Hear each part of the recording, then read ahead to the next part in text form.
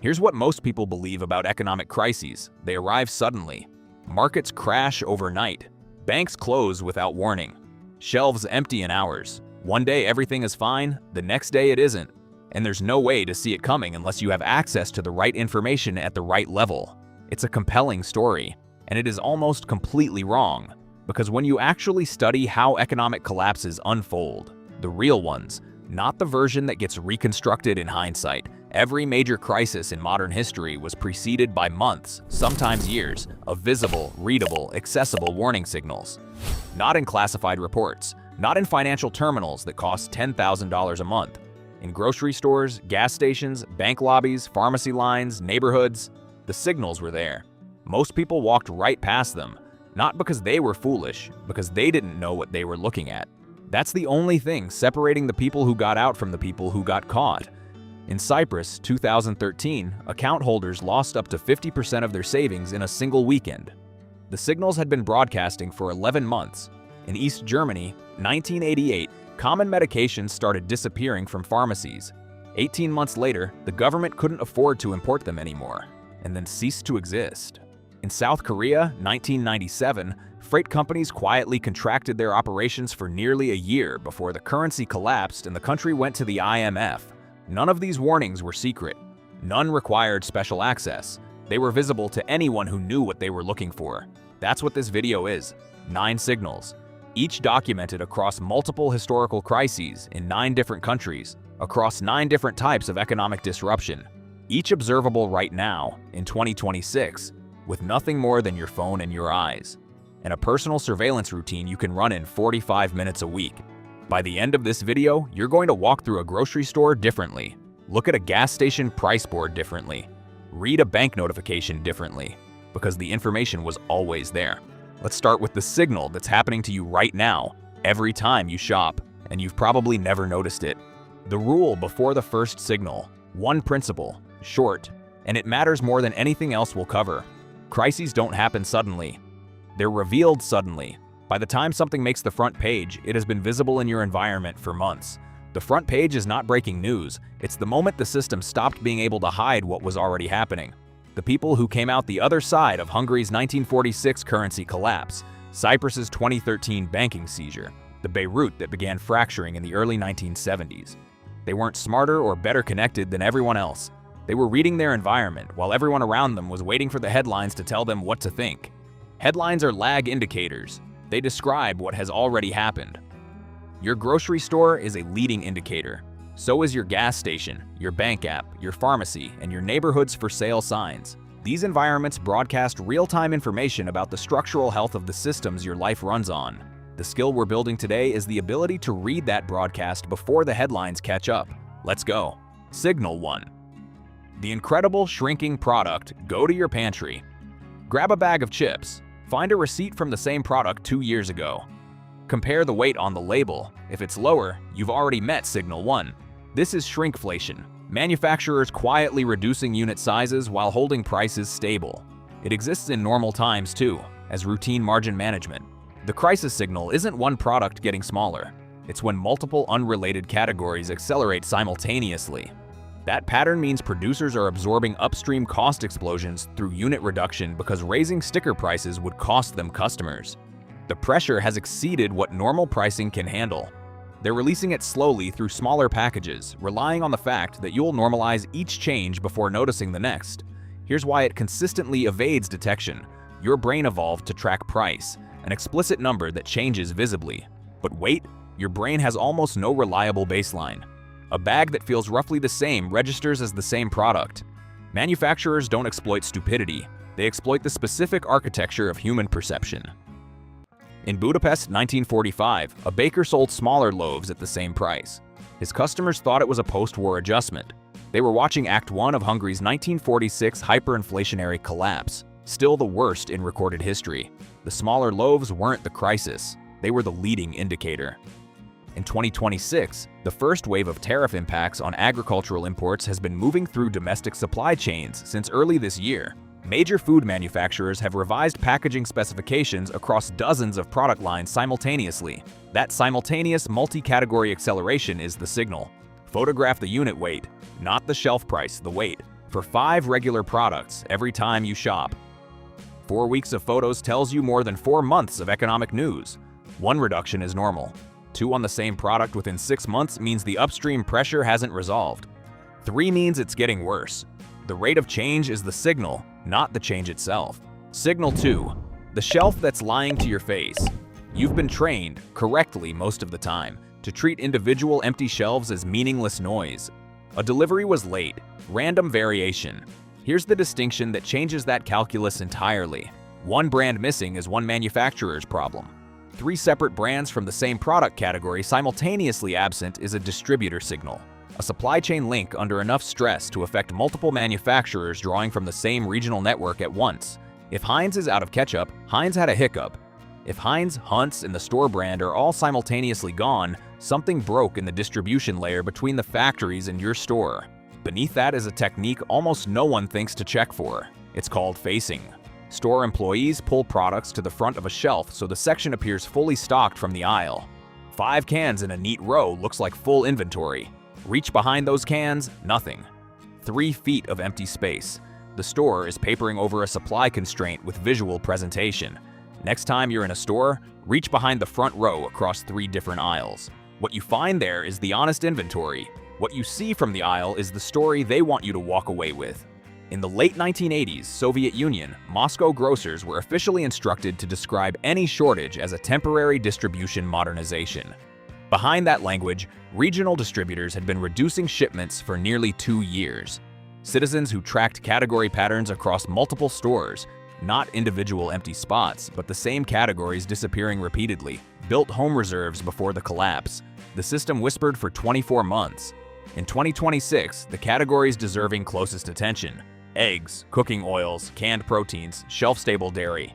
The intersection of poultry supply pressures and agricultural import tariff structures has already created strain showing up as category void patterns in specific regional retail chains.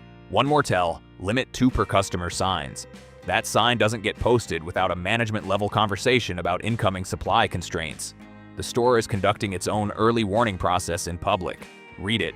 Signal 3. The price tag tango.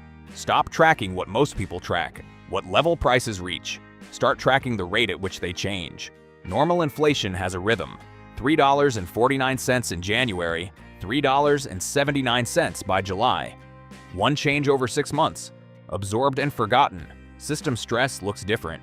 $3.49 Monday. $3.79 Wednesday. $3.59 2 weeks later. $3.99 the week after that. No consistent direction, no predictable interval. The price is dancing, changing faster than any normal update cycle, sometimes declining before going back up with no apparent logic. When a price moves this way, the entity setting it has lost the ability to confidently model its own future costs. Retailers don't change price tags casually. It costs labor and operational bandwidth. When changes are happening at unusual frequency across multiple products simultaneously, the entire upstream cost structure is in active instability. No one in the chain can plan ahead. In Harare, Zimbabwe, 2007, price revision frequency was the most reliable leading indicator of the collapse that followed. 6 months before the hyperinflationary peak, prices were changing multiple times daily. But 6 months before that, they'd been changing weekly. Before that, every few days. Each phase of acceleration predicted the next. Economists tracking how often prices were revised, not what level they reached, described the trajectory months before the public understood what was happening. The government eventually deployed price control inspectors to freeze costs by law. Here's what always happens when a government suppresses a price signal by force. The product disappears. Merchants stop selling at prices below replacement cost. You can legislate the number on the tag. You cannot legislate what appears under it. Photograph price tags for the same 10 products every time you shop. Count changes per product per month. 2 changes on the same item in 30 days. Yellow flag. 3. Red. Any product hitting 3 or more revisions in a single month has an upstream cost structure in active chaos. Signal 4. The bank that changed its mind about your money. Banks have a precisely engineered communication strategy. Everything that doesn't matter. Card redesigns, branch renovation announcements, gets communicated loudly and repeatedly. Everything that matters critically arrives in footnotes, fine print, or not at all. When a bank changes something that affects your access to your own money, you will not receive a proactive notification. You'll discover it when you try to exercise a right you thought you had. 4 things to watch. Your ATM daily withdrawal limit. Most people don't know their actual current limit until they try to exceed it. This can be changed unilaterally, without notification. Under banking stress, limits quietly contract as institutions manage physical cash reserves more carefully. Wire transfer processing times. Standard domestic transfers clear within 1 business day under normal conditions. When a bank is under liquidity pressure, slowing deposit outflow while maintaining the appearance of normalcy, times extend. Currently experiencing slightly elevated processing times is not a technical inconvenience. It's a liquidity management decision in customer service language. Maintenance windows. Routine maintenance is predictable. Weekend nights, brief. When windows appear on weekday afternoons, run long, or recur frequently in a short period, the institution is managing something unscheduled. Teller friction on large cash withdrawals. Banks have no legal requirement to ask why you're withdrawing your own money. When the question feels unusual, when your answer generates hesitation, when the transaction slows without reason, you may be experiencing an informal pressure test. In Cyprus, March 2013, the banking system suspended for 12 days. When banks reopened, depositors with accounts over 100,000 euros found up to 50% converted to equity in a failing bank, a bail-in never before used in a modern Western economy. The signal had been broadcasting for 11 months.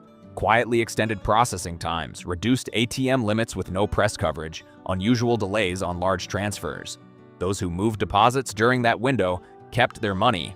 Those who attributed the friction to routine inconvenience did not. Know your actual ATM limit right now. Test it. Write it down with today's date. Check it again in 90 days. Signal 5. The gas station that's lying to you. The price of gasoline is the most watched consumer price in America. Everyone tracks the number. Almost nobody tracks the gap between the numbers. Under normal distribution conditions, fuel pricing within a metro area varies by only a few cents. The regional supply relationships and wholesale structures that govern retail fuel create stable, predictable differentials. When that range expands, when the spread between cheapest and most expensive in your city grows to 30, 40, 50 cents, you're not looking at price gouging, you're looking at a distribution network fracture.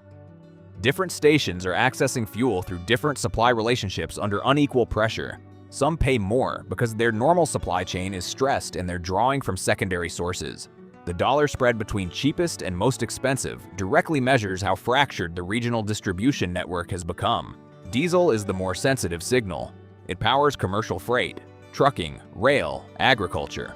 When diesel spikes disproportionately to regular gasoline, commercial logistics is under supply-side stress. And when commercial logistics is under stress, everything transported through it becomes simultaneously more expensive and less reliably available. In Iran, June 2007, the government announced nationwide fuel rationing. It appeared to arrive overnight.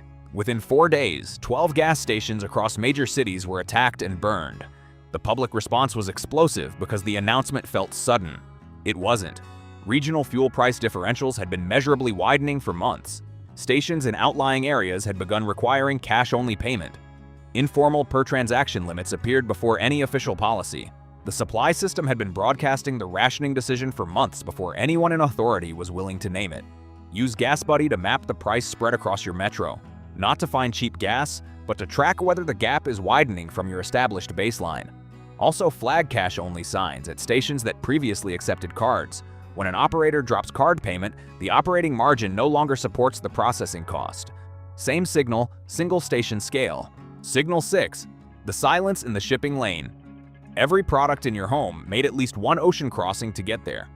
The modern consumer economy is, operationally, containers moving between factories, ports, distribution centers, and stores.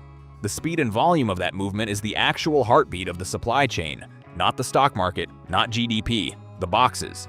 When that heartbeat slows, the effects take months to reach your door, but they arrive, consistently. Without exception in the recorded data, the system stays invisible until it stops working, at which point it announces failure through empty shelves and delivery windows measured in months. But there's a proxy signal available right now in your phone. Your Amazon delivery estimate is a real-time operational measurement of logistics capacity in your zip code. It reflects how much inventory is staged at the regional distribution hub serving your area and how much throughput capacity that hub currently has.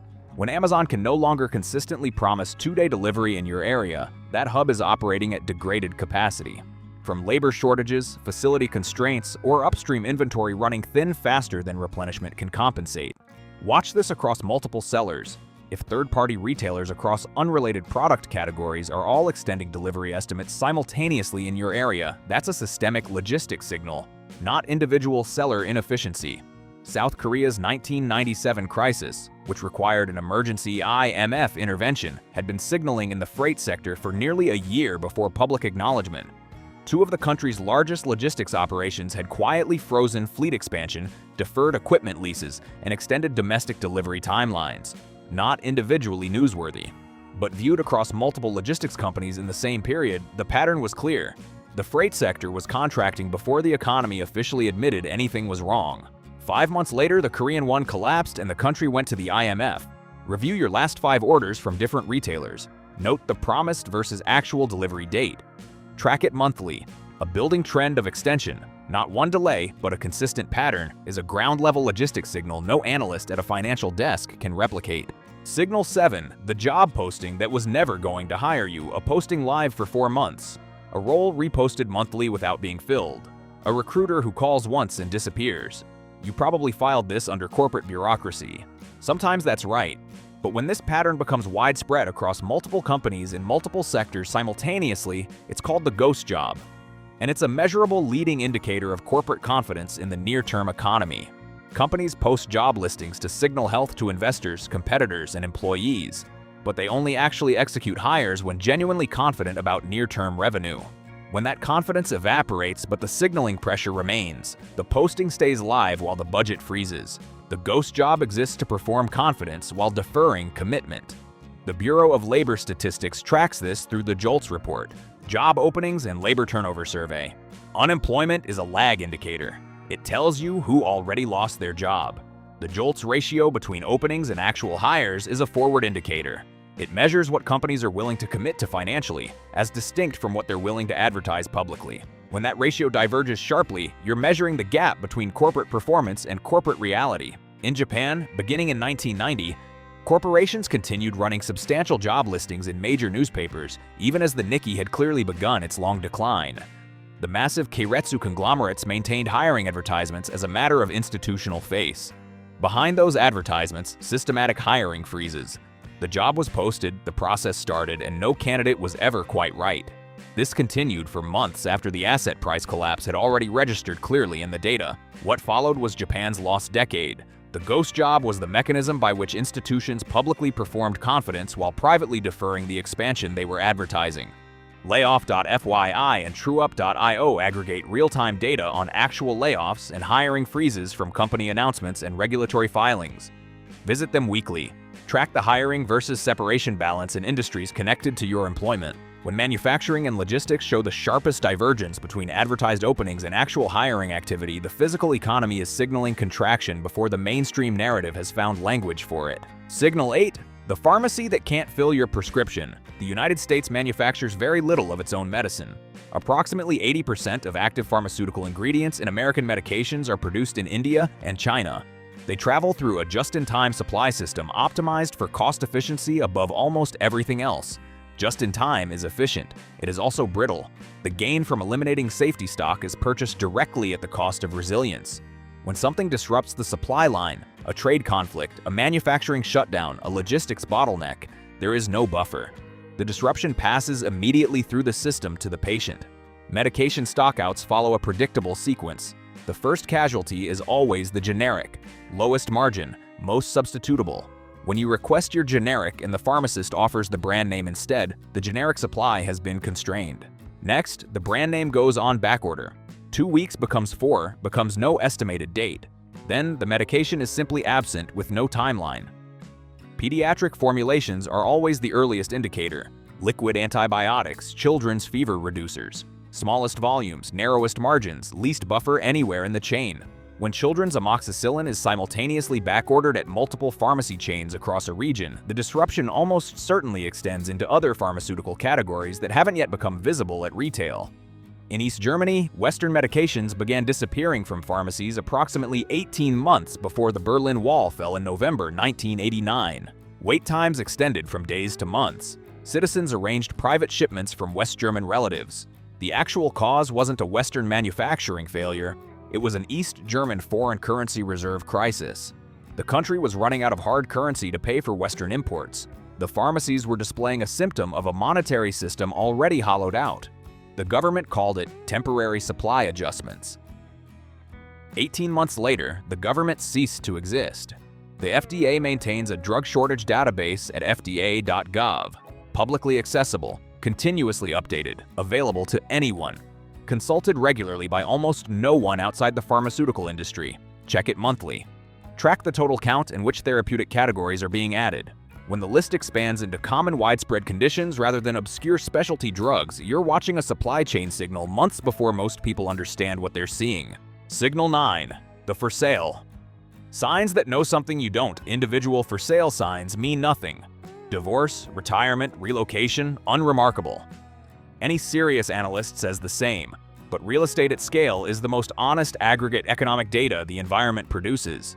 Property prices represent the collective forward judgment of thousands of individual actors about the future value of a specific place. When that collective judgment shifts, it expresses information that official statistics haven't captured yet. The signal is a specific combination: inventory increasing while rental rates simultaneously fall in the same area. Property owners who can exit are choosing to sell rather than hold. A judgment that the long-term risk-adjusted return no longer justifies keeping capital there. Landlords are cutting rents. The renter pool is shrinking or declining in financial capacity. When both happen together, smart capital is leaving, not panic selling. The quiet, deliberate exit of people who've done the math and don't like the answer. One of the most unintentionally useful leading economic indicators ever created is the U-Haul one-way rental pricing structure. U-Haul prices one-way rentals dynamically based on real-time supply and demand at each location. When large numbers of people leave a city, truck inventory depletes and outbound prices rise. When people arrive, prices fall. The price differential between identical one-way moves originating from different cities produces a real-time population flow map that no government demographic report can replicate for currency. Check what a one-way rental from your city to a major destination currently costs. Then check the reverse. The asymmetry tells you the direction the crowd is moving. In Beirut, between 1973 and 1975, real estate transactions were broadcasting the fracture that would become the Lebanese Civil War more than 2 years before the first shots were fired. Mixed-faith neighborhoods were experiencing quiet, orderly demographic sorting. Christian families toward the east, Muslim families toward the west. Each individual transaction appeared ordinary, conducted for stated mundane reasons. No one was being forced. People were making rational housing decisions based on a private sense that the environment was becoming less stable. Real estate agents called it natural market sorting. By 1975, Beirut was at war, physically divided along lines that corresponded almost exactly to the demographic patterns visible in property data since 1973. Spend 15 minutes on Zillow or Redfin. Look at days on market. How long properties sit before selling, not just listing prices. When average days extend, combined with growing price reductions and increasing new listing volume simultaneously, sellers are more motivated than buyers. That asymmetry is a collective forward assessment of the area's trajectory. Know what it says about your area before it becomes a local news story. 9 signals, 9 countries, 9 different types of crisis. The information was visible before every single collapse. Now, what you do about it. The reality check. One honest piece of framing before the system. Most channels skip this because it's not satisfying enough. It matters more than almost anything else we've covered. None of these 9 signals in isolation means anything decisive. 0 of them. Individual changes are noise. Supply chains flex. Markets breathe. Banks update infrastructure on normal schedules. If you treat every single one of these signals as a fire alarm, you will become the person who has predicted 10 of the last 0 economic collapses. You will burn out. Your credibility with yourself will erode, and when a genuine convergence actually arrives, you will have trained yourself to dismiss it. The pattern is the signal. The rate of change is the signal. Multiple signals from different categories converging within the same observation window. That is the signal. There is no economic crisis in the modern historical record preceded by only one warning indicator. Every banking freeze, every currency collapse, every supply chain rupture that created genuine civilian hardship, all preceded by clusters. Multiple categories deteriorating simultaneously. The cluster is what separates systemic deterioration from background variation. One signal moving unusually, note it. Two in different categories in the same month. Increase your observation frequency, 3 or more in different categories within the same month. Move from observation to preparation. Second truth, even when signals are real, timing is hard. Economies sustain structural stress far longer than rational analysis predicts. Political intervention and institutional denial can extend the gap between early warning and actual impact by months or years. The signals tell you which direction to move and what to prepare for. They don't give you a date. Expecting them to is how people either over-prepare unsustainably or dismiss genuine patterns because nothing happened on the expected schedule. What these signals give you is lead time. Historically, that's been enough. Bonus, your personal early warning system. 45 minutes, 3 days of your week. That's the entire thing. Monday is your market scan. You're already at the store. Photograph the unit weight or count, not the shelf price, the weight, for 5 products you buy every week. Same 5 every Monday, no substitutions. Walk 3 aisles looking for category voids, sections where multiple brands from the same product category are simultaneously absent. Check for quantity restriction signs. On 3 different shelves, reach behind the front row and measure actual inventory depth versus what the facing presents. Note any cash-only signs at checkout. 10 minutes while you're already there. Wednesday is your digital scan. 3 sources, 15 minutes. Gas Buddy. Map the price spread across your metro. Track whether the gap between cheapest and most expensive is widening from your established baseline, not whether gas is expensive. Expensive is the front page story. The widening spread is the leading indicator. Layoff.fyi, check the hiring versus separation balance in industries connected to your employment. Is the gap between advertised positions and actual hires growing? What is the 4-week trend? FDA drug shortage. Database at fda.gov. The total count of medications currently listed under shortage.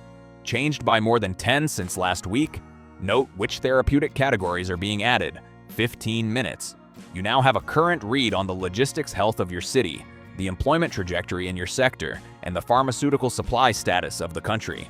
Most people will never assemble this picture because they never thought to look. Friday is your banking check. 90 seconds. Log into your bank app or use your ATM. Check your current daily withdrawal limit. Write it down with today's date. Compare it to what you recorded last month. If you don't know your actual limit, find out this week. Record the number. Check it again in 30 days. Now the scoring system. Each time you observe a clear, unambiguous, definitive signal. Not a maybe, not an ambiguous variation. A genuine pattern match from what we covered in this video. Record 1 point. A faced shelf where the back was empty. The same category voided across multiple brands. The same product changing price twice in 2 weeks. Your ATM limit lower than last month. FDA shortage count up by more than 10. Metro fuel spread wider than your baseline. Amazon delivery windows extending across multiple unrelated sellers. At the end of each month, add your points. 0 to 2 points is normal background noise. Nothing is converging. Continue the routine. No changes. 3 to 5 points means something is accumulating. Push your food and supply buffer toward 30 days. Increase the physical cash you're holding outside the banking system. 6 to 8 points means multiple systems are under simultaneous stress. This level historically indicates significant structural strain. Extend your buffer to 90 days.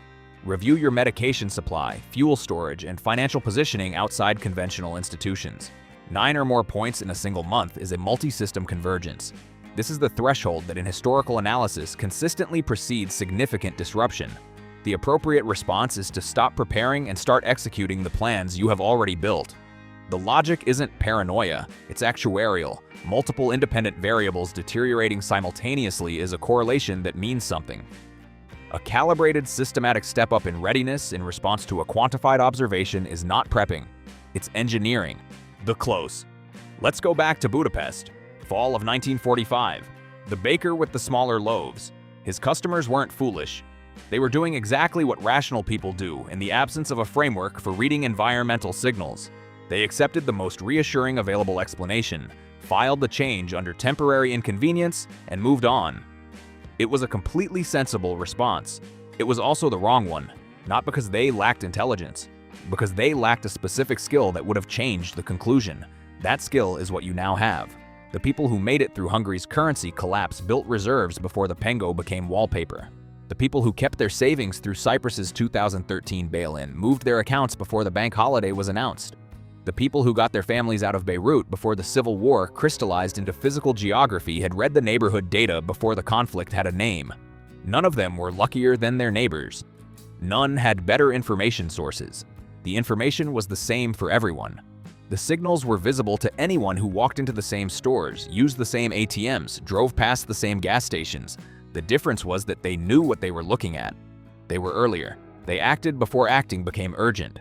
Before the crowd understood what was happening, before the options that had seemed abundant had narrowed to whatever was still available in the middle of the chaos. That is the whole game. It has always been the whole game. Get early, stay calibrated, move proportionally. This is not a retreat from your life. It's not a declaration that everything is collapsing. It is the consistent, rational application of pattern recognition to your immediate environment, executed without drama, in 45 minutes a week, in a way that gives you decision-making lead time that most people around you simply will not have. The signals are already out there. Some of them are broadcasting right now, in 2026, in patterns that look historically familiar to anyone who has spent time with the material we covered today. You have now spent that time. What you do with this information is, and has always been, entirely up to you. Just don't take too long to decide.